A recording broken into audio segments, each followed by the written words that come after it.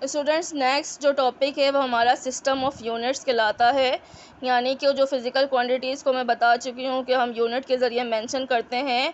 तो different scientist ने different किस्म के जो है वो सिस्टम पेश किए थे, और उनमें से जो है वो 3 सिस्टम जो है वो आपकी बुक में मेंशन है। एक CGS सिस्टम, एक इंटरनेशनल सिस्टम जिसको हम SI कहते हैं, और एक है ब्रिटिश इंजीनियरिंग सिस्टम। तो जो CGS सिस्टम है उसमें उसको हम ओपनली क्या कह सकते हैं, centimetre, C for centimetre, G for gram और S फॉर सेकंड। ठीक है।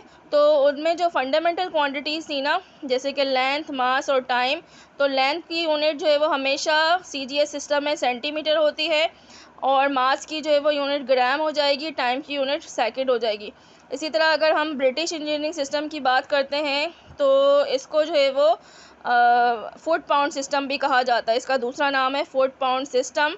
इसमें जो लेंथ होता है उसको हम फीट या फुट की जो है वो यूनिट में लिखते हैं, मास को हम पाउंड में मेंशन करते हैं, टाइम को यहाँ पे भी हम जो है वो सेकंड में ही मेंशन करते हैं। उसके बाद ये तीसरा आ जाता है सिस्टम इंटरनेशनल। ये जो है वो अभी currently all over the world लागू हुए। यानी कि CGS सिस्टम भी जो है वो एक्सपायर हो चुका है, ब्रिटिश इंजीनियरिंग सिस्टम भी एक्सपायर हो चुका है।